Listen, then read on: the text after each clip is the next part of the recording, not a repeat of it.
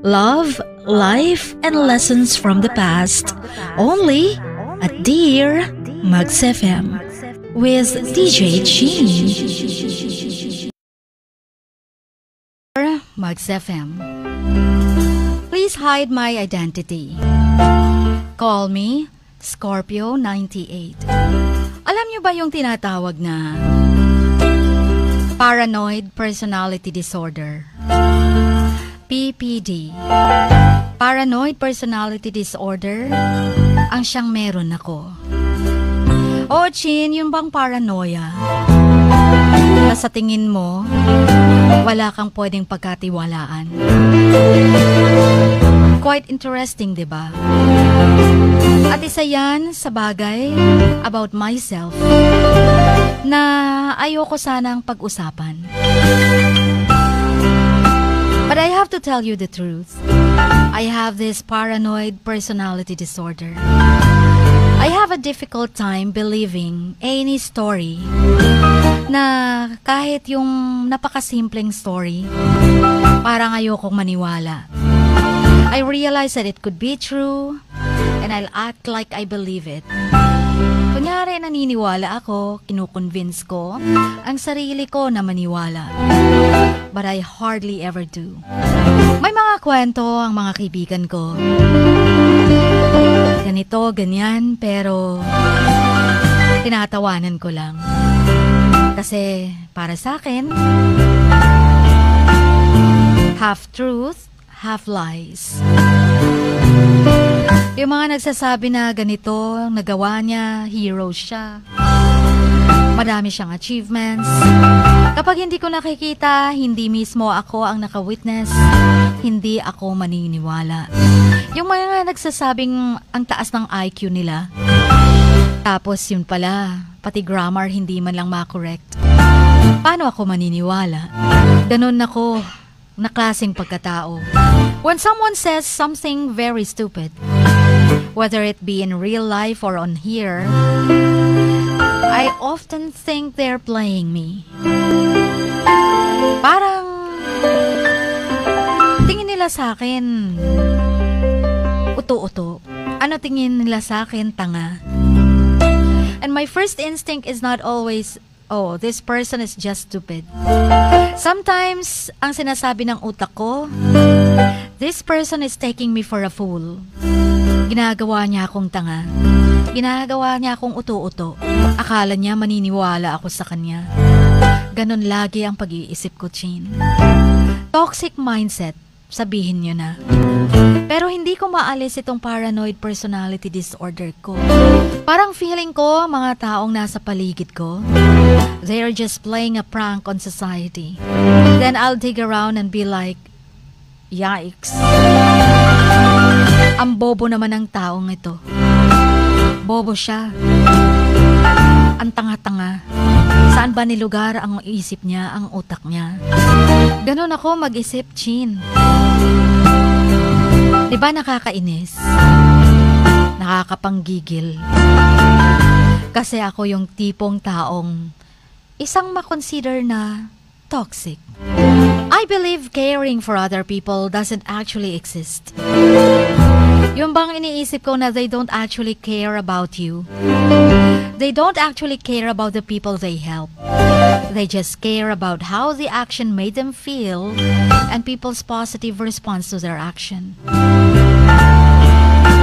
Lalong-lalo na mga content creators, mga milyonaryo. Bakit ang tao tutulong? Hindi naman kusang loob. Hindi naman willing talaga sa puso. Gusto lang magkakaroon ng atensyon. At dahil yung aksyon na yon, it made them feel happy. Para sa sarili ng feelings, hindi para matulungan ang ibang tao at kung ano ang pakiramdam ng tinulungan nila. Kumbaga, selflessness is selfishness in disguise. Ganon ang iniisip ko lagi. Kapag may tumutulong na politicians, politics na naman. Ayokong maniwala na may sincere na tao. Ayokong maniwala na may totoong tao. Totoo ang pakiramdam towards sa kapwa nila. Ganon ako. Ang hirap magtiwala. Ang hirap na naiisip ko pa lang baka pinapaikot ako nila. Maraming excuses, maraming reasons. Pero lahat ng yon ayokong paniwalaan. Ayokong pagkatiwalaan. Brutal, no? Pero anong magagawa ko? Bakit ako ganito? Hindi ko mapipigilan ang sarili ko na mag-isip ng ganito. Gusto kong baguhin ang self ko. Para bang feeling ko lahat, kahit na pinakamabuting tao, ay may tinatagong sikreto. Sikretong malupit. Sikretong dark pa sa impyerno. Or there is some secret society that controls and manipulates every aspect of life. Sa isip ko pa nga, para bang other than living, na sana marami pang birthdays na darating o kaya'y buhay, aabot pa ng 60 years old. Ang daming mga wishes, pero ang naiisip ko, kamatayan na. Paranoia is fear. Nabasa ko nga. Nag-research ako about sa disorder na to. Matulungan ko malang ang sarili ko dahil higit sa lahat, self ko lang ang makakapag-control nito. But have you ever been scared? Really scared to the point of feeling confused and did not know what to do? Which way to go? Every choice is only deciding between the lesser of two or more evils. Alam mo ba yung pakiramdam na parang feeling mo lahat pinagchichismisan ka? Yung lahat alam na, tapos ikaw na lang ang hindi aware. Yung lahat nagsasabi na ng ganito-ganyan, tapos ikaw walang kaalam-alam. At nagagalit ako kapag naiisip ko yun. Napaka-toxic ko, no? I'm misunderstood about everything. Lonely, sad, toxic. Yan ako dahil sa personality or paranoid personality disorder ko. Paranoia makes me do things that are so out of character for most people that they become paranoid of me. Maski sila ayaw nang lumapit sa akin. Ayaw nang makipagkaibigan sa akin. Kasi pakiramdam din nila, lahat ng sasabihin nila ay para sa akin hindi sincere. Lahat ng concerns nila, plastikan lang para sa akin. Ayokong maniwala na may totoong concern sa akin. So ang nangyari, wala akong kaibigan.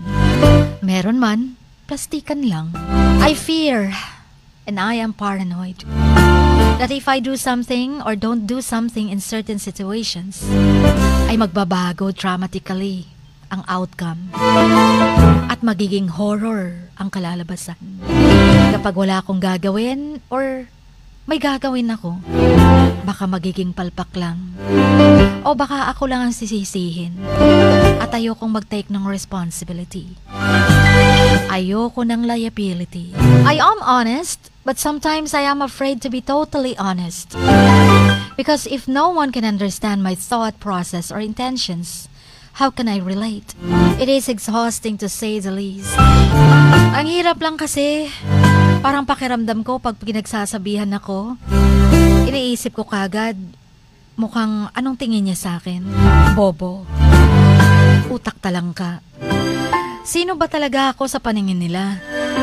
Ano mga talaga ako sa kanila? Pati sa pamilya ko.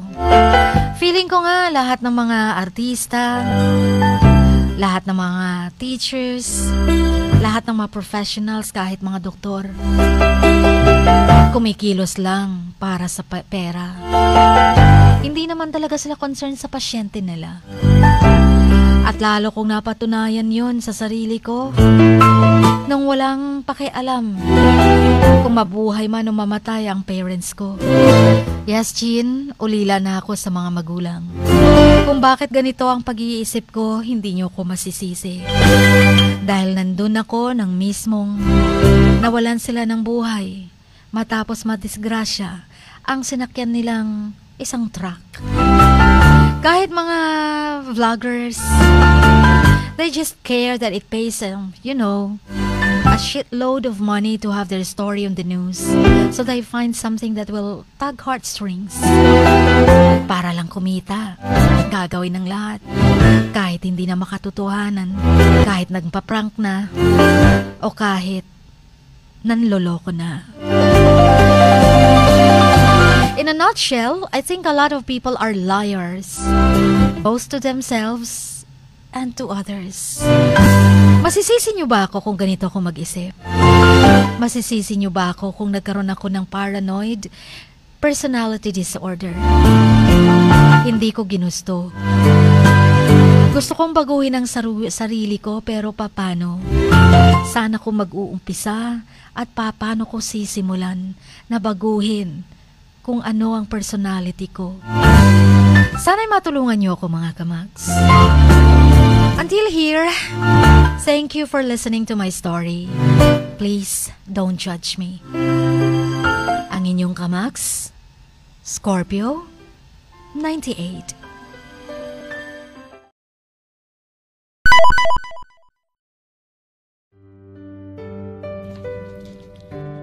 Sa bawat pagluha mo, may nakatagong kwento. Sa bawat ngiti mo, may gustong sabihin ang puso mo.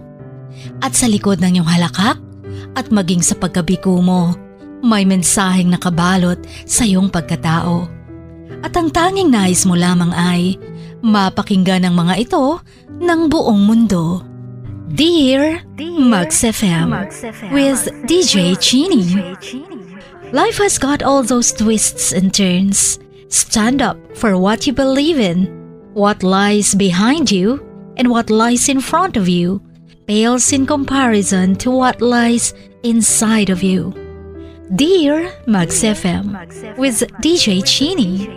Sabi nga nila, ang pagsusulat kapag masyado mong diniinan hanggang sa susunod na pahina ay nagmamarka.